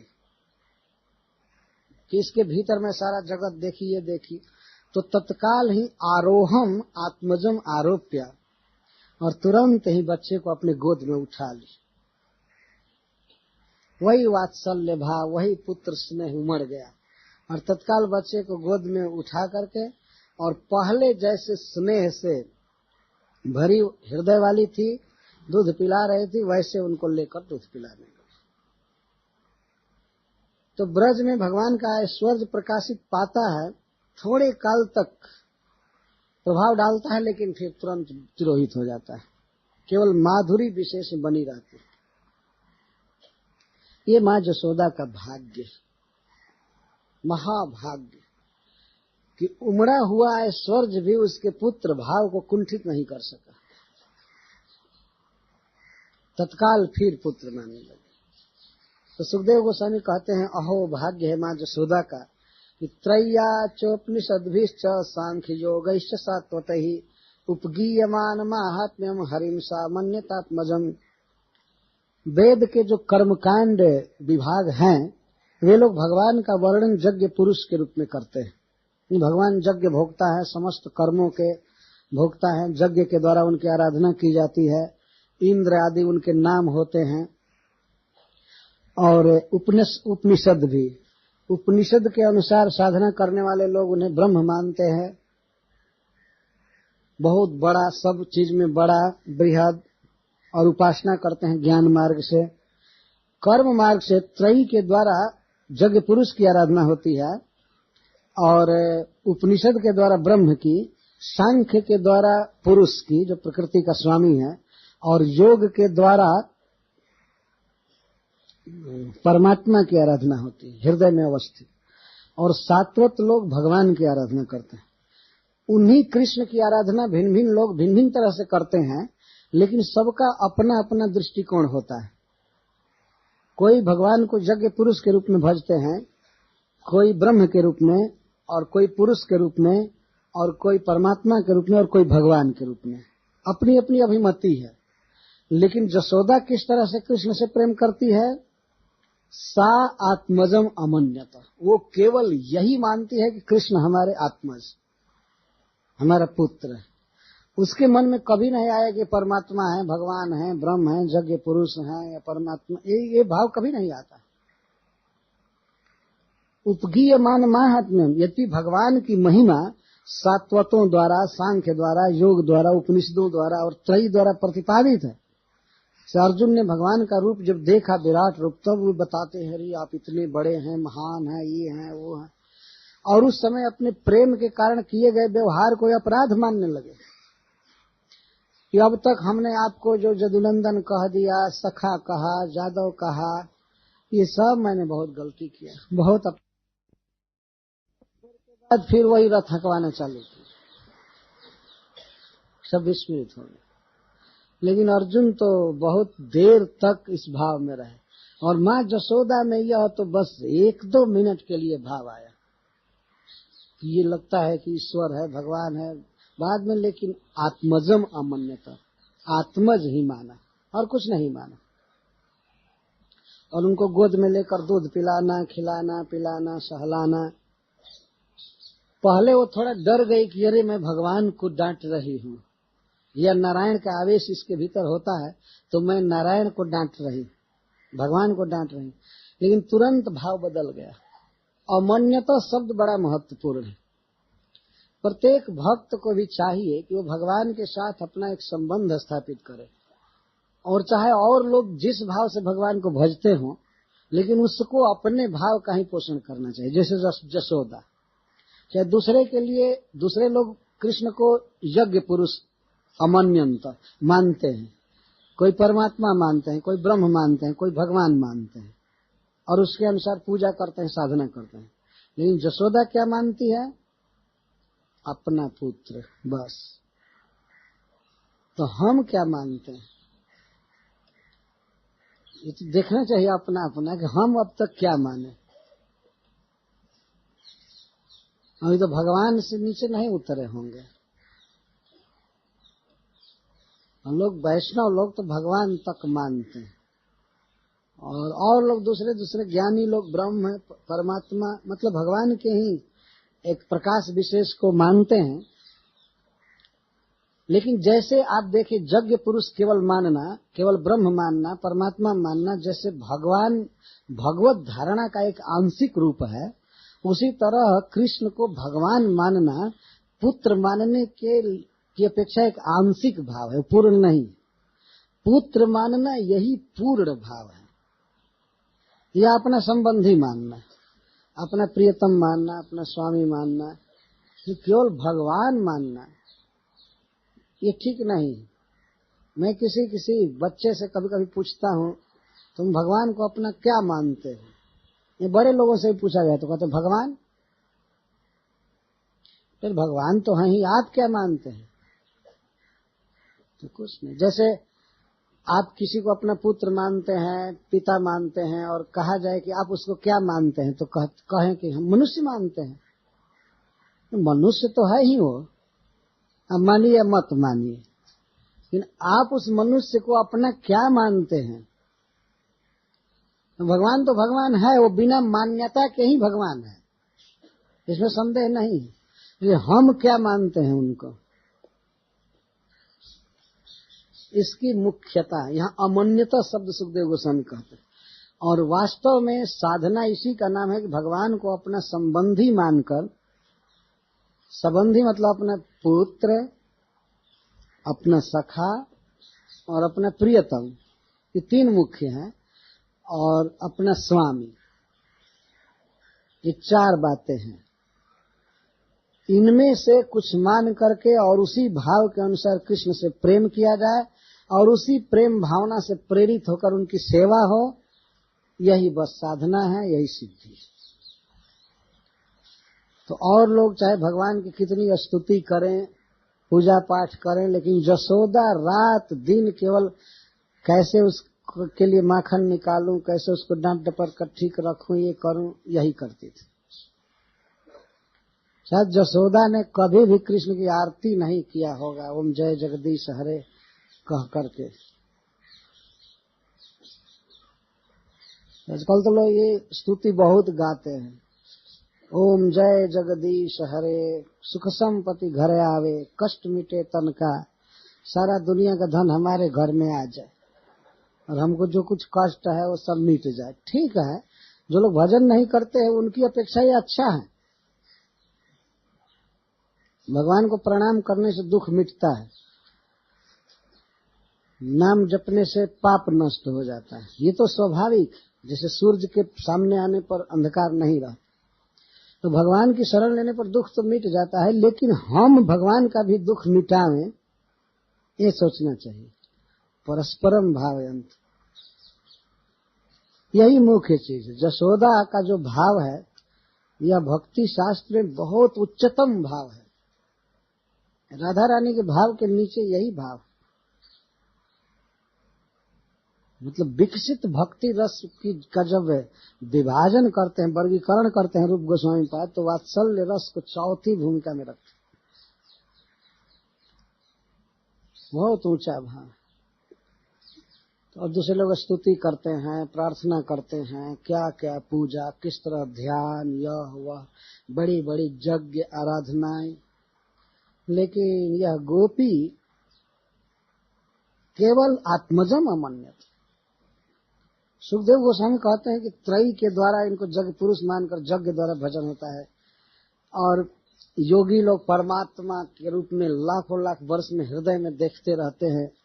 हृदय कमल कर्णिका पर विराजमान चरण भगवान के खिला हुआ, और वास्तव में ध्यानावस्थित तद्गतेन मनसा पश्यन्ति यम योगिनः। ये सब बड़े ऊंचे भाव हैं। यह ब्रह्म मानते हैं, जगत का नियंता। ब्रह्म का अर्थ है प्रकृति से पार स्थिति, सब कुछ अप्राकृत, ब्रह्म का मतलब ये। और ऐसे पुरुष को, भगवान को जसोदा आत्मजम अमन्यत। तो यह बहुत बड़ा भाग्य है, यह बहुत बड़ी सिद्धि है। वास्तव में सबसे बड़ा ज्ञान यही है, भगवान को ऐसा मानना। इसीलिए महाराज परीक्षित प्रश्न करते हैं, यह सौभाग्य मानकर कि यशोदा के सामने भगवान का वह अप्रतिम ऐश्वर्य प्रकट हुआ, लेकिन फिर भी उसके भावों में थोड़ी भी गिरावट नहीं हुई। वो कृष्ण को अपना पुत्र ही मानती रह गई, और उसी तरह से चुंबन, प्यार, खिलाना, पिलाना, सहलाना, सुलाना। तो इस पर महाराज परीक्षित पूछते हैं, हे गुरुदेव, हे ब्रह्मन, नंद महाराज ने कौन सा पुण्य किया था, और यशोदा ने क्या सुकृत किया था कि उसका स्तन भगवान प्रिय। महाराज परीक्षित का मन बिल्कुल आंदोलित हो गया, इम्प्रेस्ड हो गया इनके भाग्य को देख करके, इनके भाग्य की वार्ता को सुन करके। राजा जी पूछते हैं, नंदः किम करोद ब्रह्मन् श्रेय एवं महोदयम् यशोदा च महाभागा पपौ यस्यास्तनम हरिः। हे ब्राह्मण, हे सर्वज्ञ, नंदः एवं किम महोदयम् श्रेय अकरोत्। महान पुण्यमय श्रेय साधन नंद महाराज के द्वारा क्या हुआ था? नंद महाराज ने क्या किया था बड़ा काम, जिससे श्री कृष्ण उनके पुत्र हुए? यह जो सुख उनको मिला नंद महाराज को और यशोदा को, श्री कृष्ण को दूध पिलाने का और पुत्र भाव से उनके पालन का, यह जो उनको महासौभाग्य, महासुख मिला, यह किस पुण्य का फल था? उन्होंने क्या किया था? और यशोदा ने क्या किया था? महाभागा यशोदा, उसने क्या किया था? कृपा करके बताइए। यह क्यों महाराज परीक्षित पूछ रहे हैं कि उसी प्रकार का सुकृत मैं करूंगा। जानकारी हो जाएगी तो इस जन्म में नहीं कर सका तो भावी जन्म में करूंगा, अथवा और लोग जो जीवित रहेंगे वे सुन लेंगे तो वही सुकृत करेंगे, जिसे कृष्ण को अपने पुत्र के रूप में वे माने। इस संसार में देख रहे हैं, किसी भी माता पिता के लिए, किसी भी मनुष्य के लिए किसी बच्चे को पुत्र मान लेना कितना स्वाभाविक है। पता नहीं है कि कहाँ का बच्चा है, पहले कहाँ जन्म लिया था, लेकिन इस बार आ गया बच्चा अपने गोद में, गर्भ में रह गया माँ के, इसके बाद गोद में आ गया, तो स्वाभाविक प्रीति हो जाती है, जब पहले से कोई परिचय नहीं है। कहाँ का था, किसका बच्चा पहले था, किस योनि से आया, लेकिन केवल इस देह का संबंध हो गया तो आदमी की देखिए प्रीति उसमें। तो क्या इस तरह की प्रीति भगवान में नहीं हो सकती है? यदि किसी का पुत्र भगवान बन करके आ गए तो ऐसी ही प्रीति होगी, और अब वास्तविक स्थान पर, वास्तविक अधिष्ठान में प्रीति होगी, वास्तविक जगह पर जहाँ होनी चाहिए। इसका अर्थ है कि जीव में प्रीति करना स्नेह करना ये स्वाभाविक है, ये लाना नहीं है बाहर से। जैसे कोई बच्चा होता है तो बच्चे से प्रेम करने की जो प्रवृत्ति मनुष्य में है वो कहीं बाहर से नहीं सीखता है, ट्रेनिंग नहीं दिया जाता है। बच्चा गोद में आया, गर्भ में आया, स्वाभाविक स्नेह होने लगता है। ये दूसरे जीवों में भी है, गाय में, पक्षी में। बच्चे होते हैं पक्षी के तो लाला करके चारा देता रहता है, चुगाती रहती है माँ। गाय बच्चे का पालन करती है, दूध पिलाती है। तो जीव में कुछ बातें स्वाभाविक है, और स्वाभाविकता का मूल आधार क्या है? इसलिए कि कृष्ण से जीव का वह मूल संबंध है, बिल्कुल स्थापित है, वह मूल में वो पड़ा हुआ है, वो चीज है। इसलिए अपने वास्तविक आश्रय को न पाकर के दूसरे में वो विकीर्ण हो रहा है। जब कृष्ण पुत्र रूप में नहीं मिले हैं तो दूसरा मिला है तो उसी में चलो, उसी को खिलाना पिलाना सहलाना करना। तो आदमी चाहे तो अपनी वात्सल्य प्रीति को भगवान में ढाल सकता है। आप भागवत के इस प्रकरण को ध्यान से सुनिए कि महाराज परीक्षित कहाँ पर प्रश्न कर रहे हैं। जहाँ पर जसोदा भगवान को पुत्र मान करके उनके प्रति प्रेम करती है, वहां पर इनका प्रश्न हुआ। जब उसने विश्व रूप देखा तो उस समय नहीं प्रश्न हुआ कि जसोदा तो बहुत भाग्यशाली है और भगवान का विराट रूप देखी, ये देखी, ये तो बहुत आश्चर्य की बात है, उसने क्या पुण्य किया था, यह प्रश्न नहीं हो रहा है। जब यह सुखदेव गोस्वामी कहते हैं कि कृष्ण को वो आत्मज ही मानती थी, तब कहते उसने क्या पुण्य किया था। तो इसका अर्थ है कि श्री कृष्ण को वही व्यक्ति अपना पुत्र मानेगा, अपना प्रियतम मानेगा या सखा मानेगा, अपना परम स्नेही प्रेमी मानेगा, जो भूरी भूरी पुण्य किया है, महात्मा है। चतुर्विधा भजन्ते माम जना सुकृति नोर्ज, सुकृति होगा, बहुत बहुत किया होगा, वही कृष्ण के प्रति अपना दृष्टिकोण ऐसा कर सकता है। और नहीं तो बहुत बहुत प्रार्थनाएं स्तुतियां चलती हैं, बहुत प्रकार के पाठ किए जाते हैं, और पूछिए कि भगवान आपके क्या हैं, तो बस जगदीश्वर हैं, भगवान हैं, हम पर देख देंगे, हमारा दुख दूर हो जाएगा। तो यह दृष्टि पूर्ण नहीं है। यहाँ तक कि भगवत दृष्टि भी पूर्ण नहीं। कृष्ण भगवान हैं, विश्व के सृष्टिकर्ता हैं, प्रभु हैं, 6 ऐश्वर्यों से परिपूर्ण हैं, जीव उनका नित्य दास है, ये है वह ठीक है, लेकिन वे आपके क्या हैं, ये जानना चाहिए।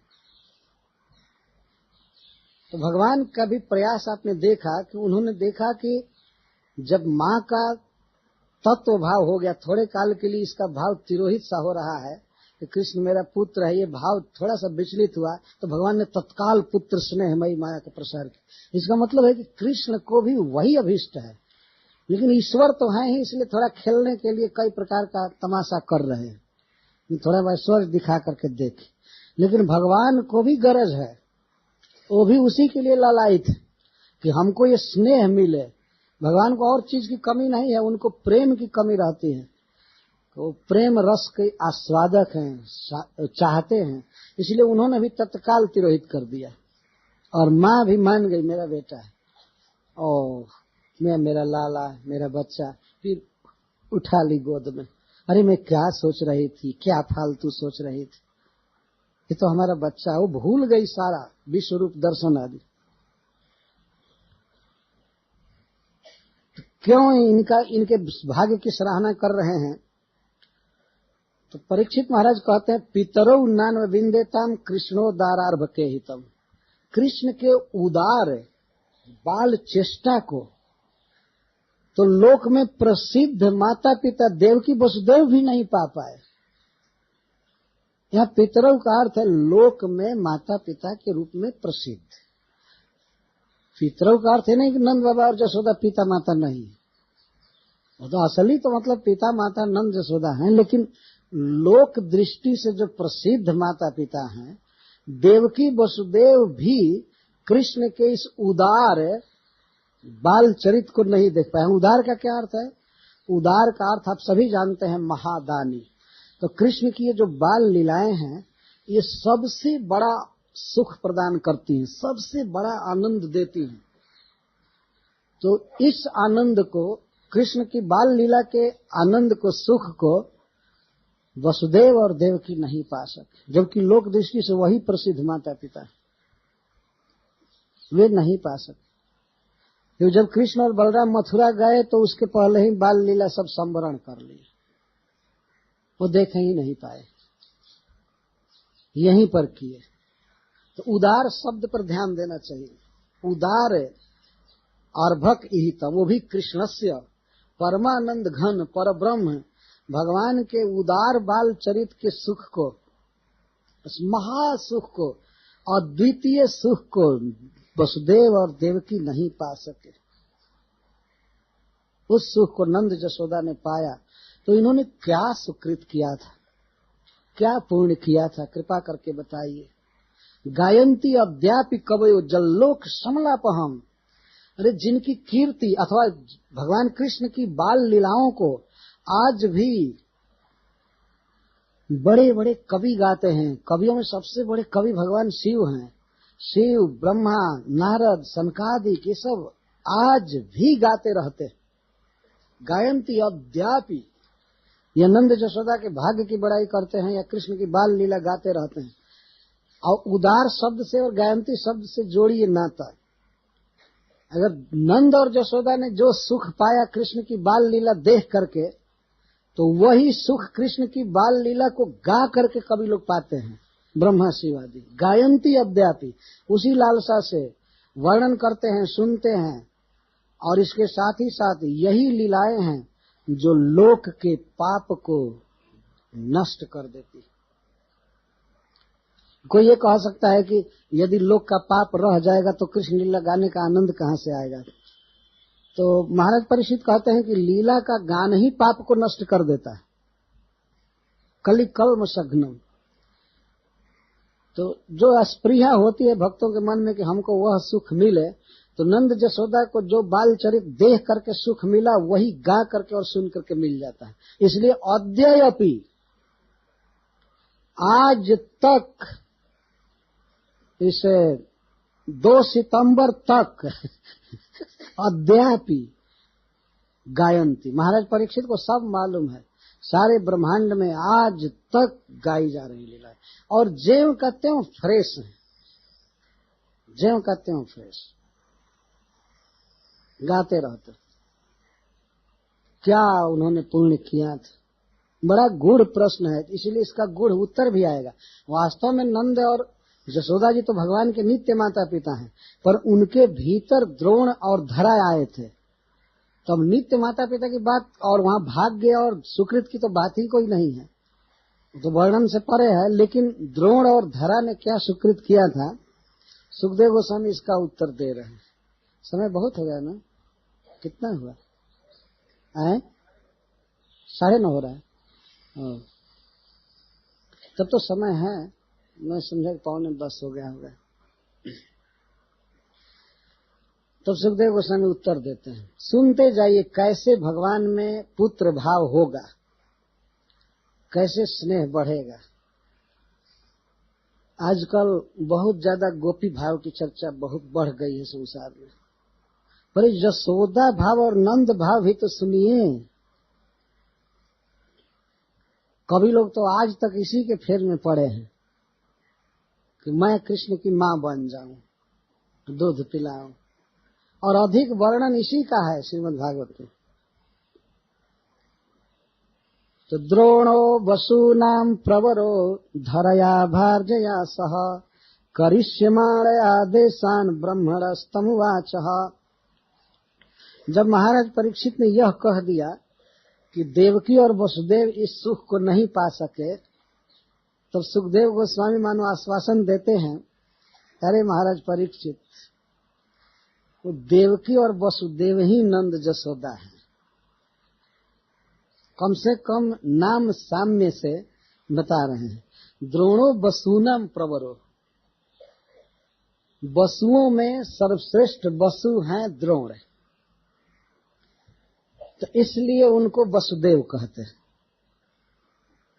जो वसुओं में सबसे श्रेष्ठ हैं वे हैं वसुदेव, जैसे नरों में जो सर्वश्रेष्ठ होता है उसको नरदेव कहते हैं।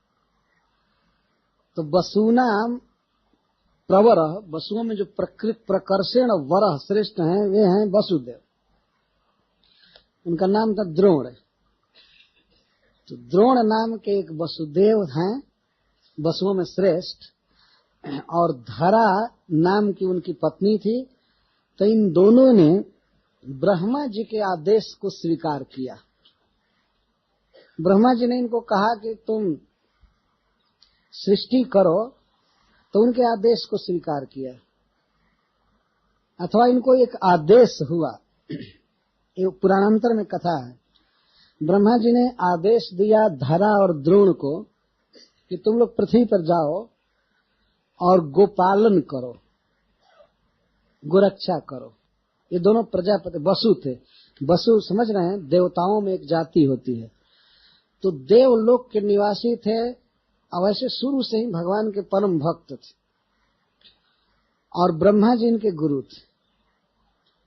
तो ब्रह्मा जी से एक बार उन्होंने पूछा कि हम आपकी क्या सेवा करें। तो ब्रह्मा जी ने कहा कि आप लोग जाओ भूमंडल पर और गोपालन करो। तो ये दोनों ब्रह्मा जी के आदेश को स्वीकार किए, और ब्रह्मण आदेशन करिष्यमाण,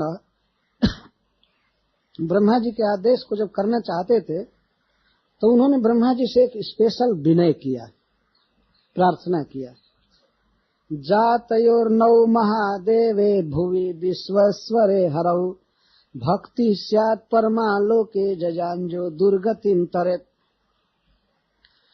भुवि जातयो नौ, जब हम लोग पृथ्वी पर जन्म लें गोप के रूप में, तो महादेव में, हरि में, विश्व के ईश्वर में हमारी परमा भक्ति होनी चाहिए। इन्होंने ब्रह्मा जी से आशीर्वाद मांगा। तो महादेव क्यों कहते हैं? देव का अर्थ होता है क्रीड़ा परायण। देव के दो अर्थ होते हैं, चमकना और खेलना। तो क्रीड़ा परायण जो बाल लीला करेंगे, जो बाल लीला परायण हैं, उनमें महादेव ने महाक्रीड़ा परायण में महादेव का अर्थ है। जो हरि महाक्रीड़ा परायण हैं, बाल लीला करते हैं, और विश्वेश्वर हैं, विश्व को अपने कंट्रोल में रखते हैं। तो उनके सामने जो भी जगत रहेगा वो उनके बस में रहेगा। जैसे गोपियां उन्हीं को देखती रहती थी, गायें उनके नियंत्रण में रहती थी। तो सबको बस में रखने वाले, सबको आकृष्ट करने वाले, सर्व मनोहर भगवान में जो अपने बांसुरी से, अपने बाल लीला से सबको अपने बस में रखते हैं और महाक्रीड़ा परायण हैं, ऐसे भगवान में हमारी परमा भक्ति होनी चाहिए। परमा माने, परमा का अर्थ है कि अब उससे बढ़ करके कोई भक्ति न हो।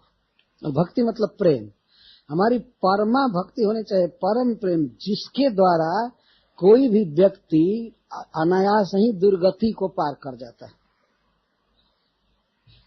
यह दुर्गति का अर्थ है कि भगवान में यदि ममता के अलावा और कोई दूसरा भाव हो तो ये सब दुर्गति है। दुर्गति का अर्थ यहाँ नरक भोग आदि ही नहीं है। दुर्गति मतलब, गति मतलब जीव का स्वरूप। जीवेरा स्वरूप है कृष्ण नित्य दास। स्वरूप और गति एक कहते हैं। तो जो जीव की दुर्गति क्या है कि वो दूसरे को अपना पुत्र मान रहा है, दूसरे को अपना प्रियतम मान रहा है, ये कर रहा है, वो कर रहा है, या भगवान का भी भजन करने चला तो उनको भगवान मान लिया, ब्रह्म मान लिया और ये कर लिया, दूर का भाव है, ये सब दुर्गति। ऐसा प्रेम होना चाहिए कृष्ण में कि हम और सब दुर्गति से पार हो जाए। तो ब्रह्मा जी पूछे कि ये क्या मतलब है, आप लोग, आप क्या चाहते हैं?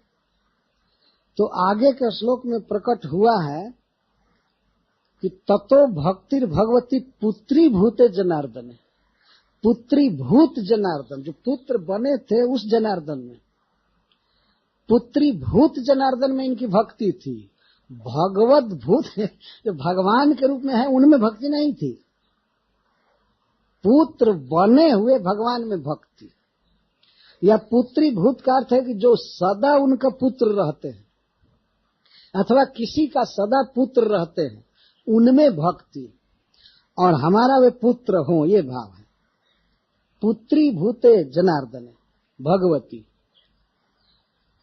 उसमें उनकी भक्ति हुई, ऐसा सुखदेव गोस्वामी वर्णन करते हैं। बड़ा गूढ़ वर्णन है। इस गूढ़ भक्ति को गूढ़ शब्दों में व्यक्त किया गया है, और दुर्गति शब्द का अर्थ समझ लेना चाहिए। इनके दृष्टि में पुत्र भाव के अलावा कृष्ण में और कुछ भाव होना दुर्गति।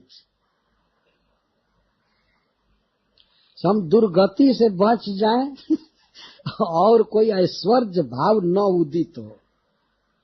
कृष्ण का ऐश्वर्य भाव मन में उदित होता था तो दुर्गति, जैसे अभी अभी दुर्गति से पार की मां जसोदा कि क्या हो गया, सपना है कि क्या है, ये हो गया, ये दुर्गति।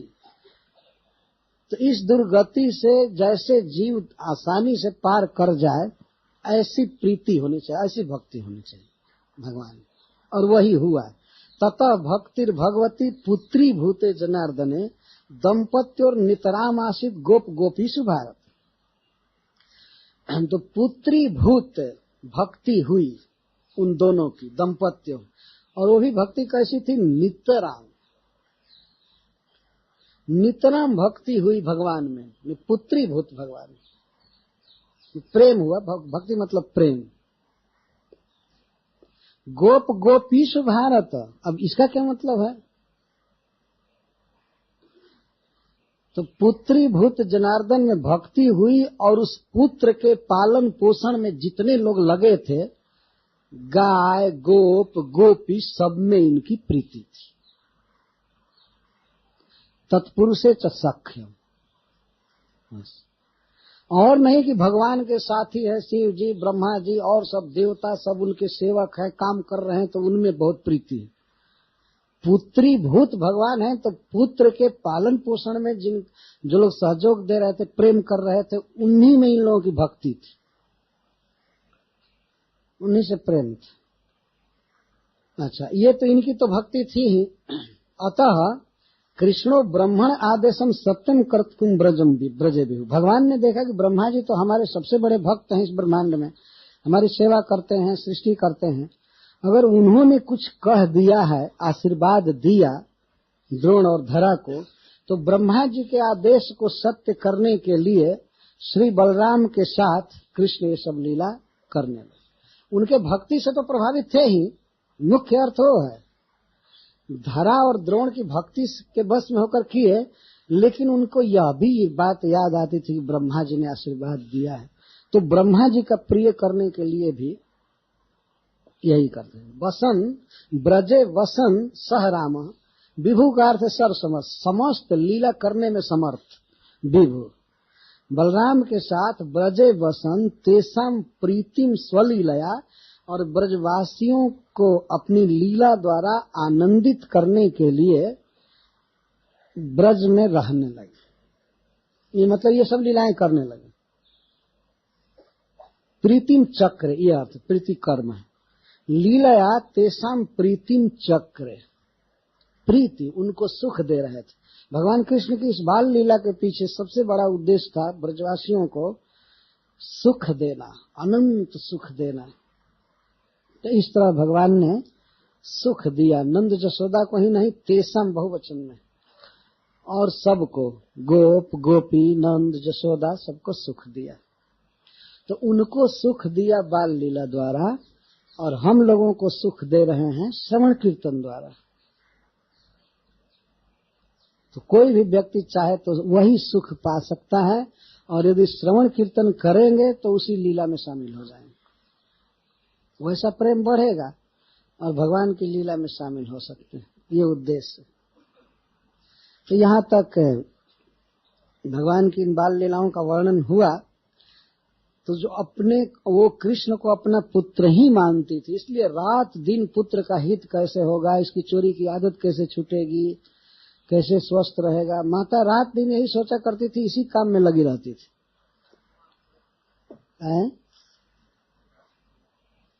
क्या कोई छूटा है?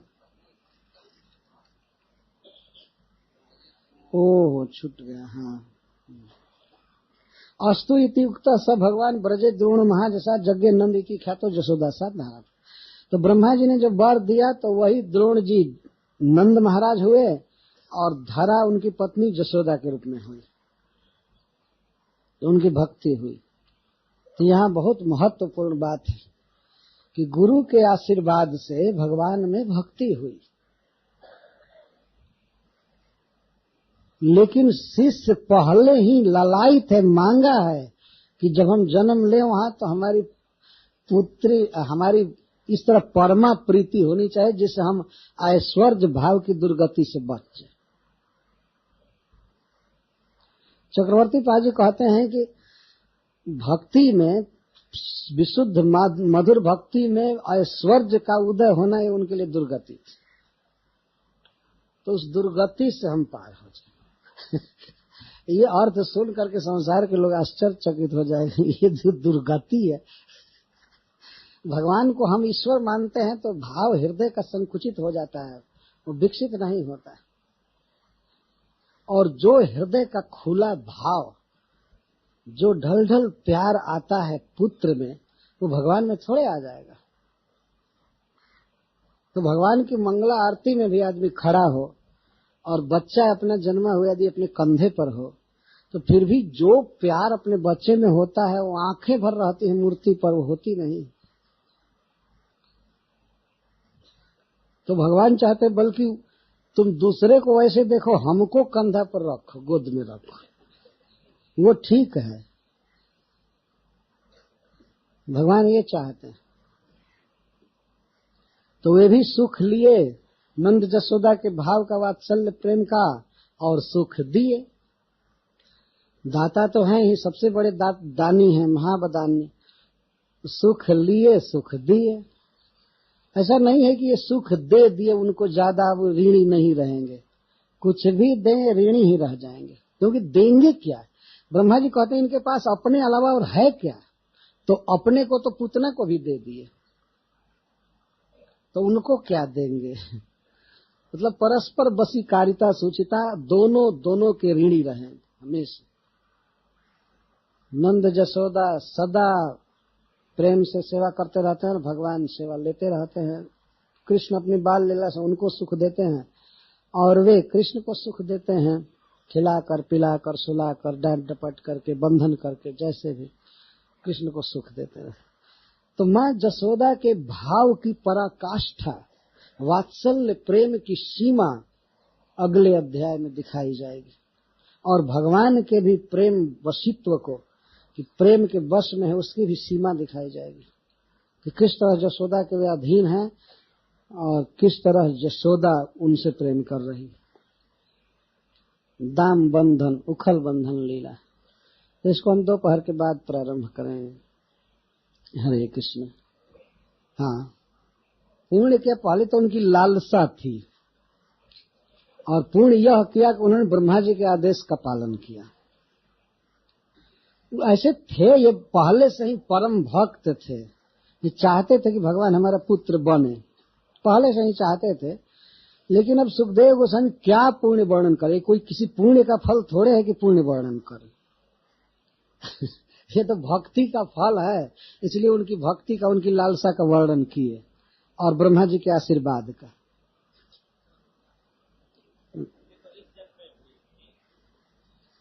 नहीं, पहले से ही भक्ति थी, वही बढ़ गई, और पहले से ही थी।